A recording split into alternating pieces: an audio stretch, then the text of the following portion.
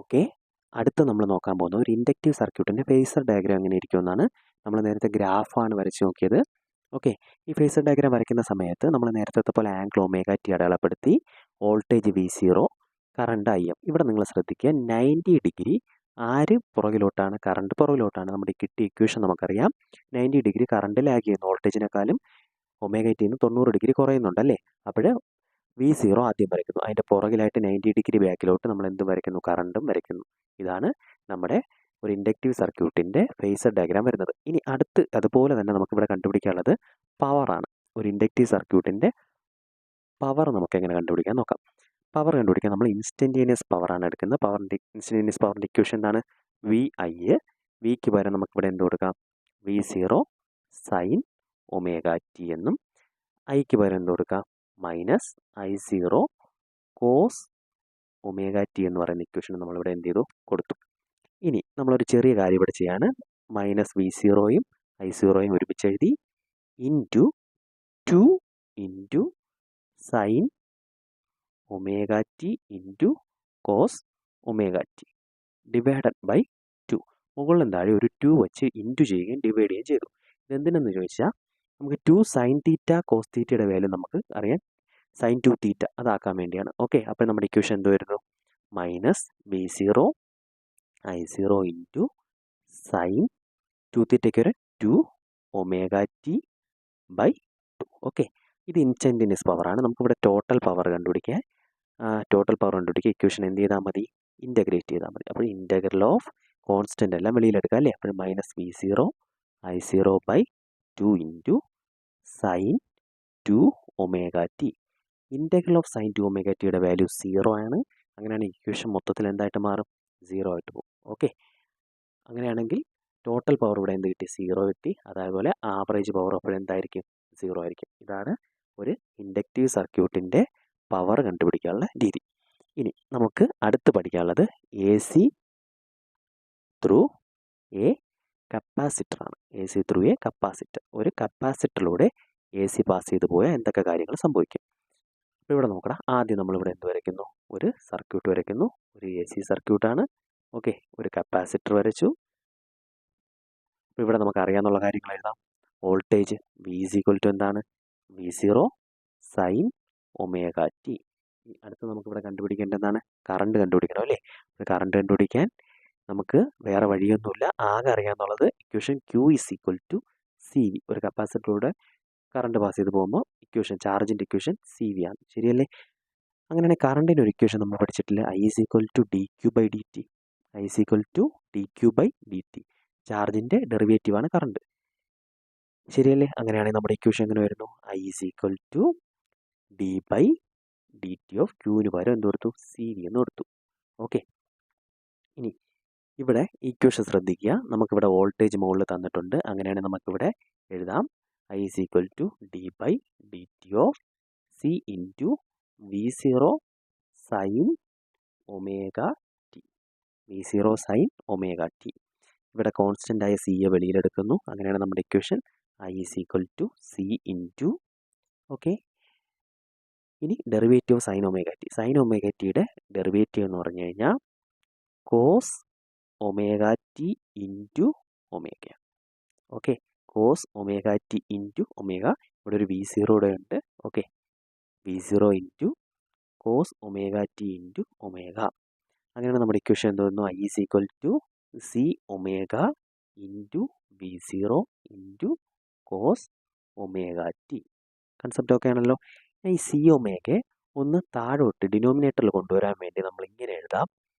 I V0 by 1/C omega എന്ന് എഴുതിക്കൂടെ? ഈ 1/C omega മുകളിൽ പോകുമ്പോഴല്ലേ C ഒമേഗ ആവുന്നത്? 1/C omega into cos omega t എന്ന് എഴുതാം. ഓക്കെ, എന്തിനെഴുതിയെന്ന് ചോദിച്ചാൽ ഈ 1/C ഒമേഗയ്ക്ക് ഒരു വാല്യൂ ഉണ്ട്. 1/C ഒമേഗ എന്ന് പറഞ്ഞാൽ XC ആണ്. XC എന്ന് പറഞ്ഞാൽ കപ്പാസിറ്റീവ് റിയാക്റ്റൻസ്. അതായത് ഒരു കപ്പാസിറ്റർ ഓഫർ ചെയ്യുന്ന റെസിസ്റ്റൻസ്. ഒരു കപ്പാസിറ്ററിലൂടെ ഉണ്ടാകുന്ന റെസിസ്റ്റൻസിനെയാണ് XC, capacitive reactance 1/C omega. അങ്ങനെയാണെങ്കിൽ നമുക്ക് ഇക്വേഷൻ ഇങ്ങനെ വരുന്നു. I V0 by XC into cos omega t. ഇനി V0/XC, V0 voltage, XC resistance, V/R എന്ന് പറയുമ്പോൾ കറണ്ടാണ്. അങ്ങനെയാണെങ്കിൽ I = എന്ത് കിട്ടുന്നു?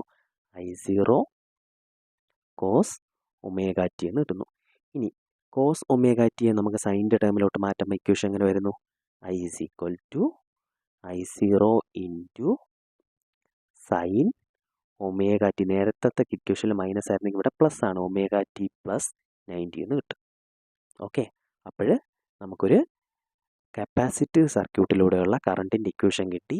I0 sin ωt + 90 എന്ന് വെച്ചാൽ 90 ഡിഗ്രി ഫ്രണ്ടിലാണ്. ഒരു കപ്പാസിറ്റർ സർക്യൂട്ടിൽ AC കറണ്ട് 90 ഡിഗ്രി ഫ്രണ്ടിലാണ്, വോൾട്ടേജിനെക്കാളും 90 ഡിഗ്രി മുന്നിലാണ്. ഓക്കെ ആണോ? അപ്പോൾ നമുക്കിത് വെച്ച് ഗ്രാഫ് വരയ്ക്കാനുള്ള വഴി നമുക്ക് നോക്കാം. ഓക്കെ, ഗ്രാഫ് വരയ്ക്കാൻ വേണ്ടി നമുക്ക് ആ ടേബിൾ ഒന്ന് അറേഞ്ച് ചെയ്യാം. നിങ്ങൾക്ക് എക്സാമിനൊക്കെ എഴുതുന്ന സമയത്ത് ഈ ടേബിൾ വരയ്ക്കണമെന്നൊന്നുമില്ല. നമുക്കിത് എളുപ്പം കണ്ടുപിടിക്കാൻ വേണ്ടിയാണ് എന്ത് ചെയ്യുന്നത്? ഈ ഗ്രാഫ് വരയ്ക്കാൻ വേണ്ടി ടേബിൾ അറേഞ്ച് ചെയ്യുന്നു. ഓക്കെ, മുകളിൽ V0, അപ്പോൾ V = V0 sin ωt. താഴെയാണെങ്കിൽ കറണ്ടിൻ്റെ വാല്യൂ എന്തായിരിക്കും? I = I0 sin ωt + 90. Concept okay അല്ലേ? ഫസ്റ്റ് 0 ഡിഗ്രി ആയിരിക്കുന്ന സമയത്ത്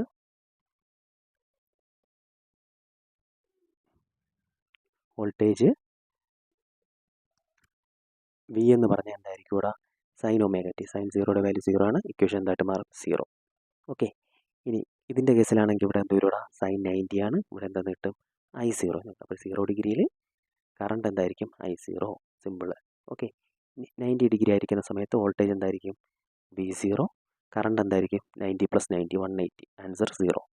ഓക്കെ, ഇനി അതുപോലെ തന്നെ 180 ഡിഗ്രി ആയിരിക്കുന്ന സമയത്ത് കറണ്ട് വോൾട്ടേജ് 0 ആയിരിക്കും, കറണ്ട് 180 + 90 270, അപ്പോൾ -I0 എന്ന് വരും. ശരിയല്ലേ? ഇനി അതുപോലെ തന്നെ നമുക്ക് അടുത്ത് നോക്കേണ്ടത്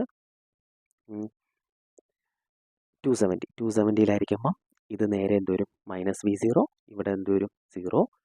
360 ആയിരിക്കുമ്പോൾ ഓൾട്ടർനേറ്റ് ആയിട്ട് ചേഞ്ച് ചെയ്തുകൊണ്ടിരിക്കും. ഇവിടെ 0, 360 ആയിരിക്കുമ്പോൾ ഇവിടെ 0, ഇവിടെ എന്ത് വരും? I0 വരും. ഓക്കെ, ഈ വാല്യൂ വെച്ച് വരയ്ക്കണം. അപ്പോൾ നമുക്ക് ഇതിൻ്റെ ഗ്രാഫ് നമുക്കെങ്ങനെ ഒന്ന് വരച്ച് നോക്കാം. ഓക്കെ, അപ്പോൾ ഫസ്റ്റ് നമ്മൾ ഗ്രാഫ് എടുത്തു. ഓക്കെ, ആംഗിളുകൾ നമുക്ക് എന്ത് ചെയ്യാം? അടയാളപ്പെടുത്താം. ആംഗിളുകൾ അടയാളപ്പെടുത്താം. 0, 90, 180, അതുപോലെ തന്നെ 270, 360. ശരിയല്ലേ? ഇനി ആദ്യം നമ്മൾ വരയ്ക്കാൻ പോകുന്ന വോൾട്ടേജ് 0ൽ 0, 90ൽ മാക്സിമം, 180ൽ 0, അതുപോലെ തന്നെ എത്ര വരും? 270ൽ മാക്സിമം, 360ൽ 0. അപ്പോൾ നമ്മളിവിടെ വരച്ചത് വോൾട്ടേജ് ആണ്. ഈ മാക്സിമം വോൾട്ടേജ് V0, താഴത്തെ ആണെങ്കിൽ എന്ത് വരും? -V0 എന്നും വരും. ഓക്കെ, ഇനി അടുത്ത് നമുക്ക് കറണ്ട് വരച്ച് നോക്കാം.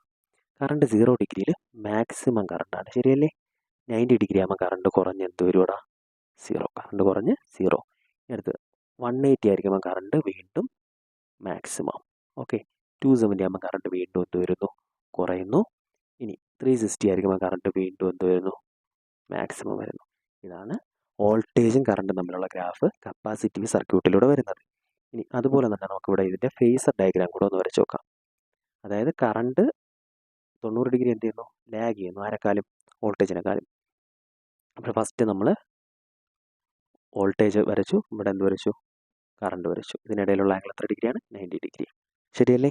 അങ്ങനെയാണെങ്കിൽ ഈ ωt ആംഗിളാണ്. ഓക്കെ, ഇവിടെ എന്തായിരിക്കും?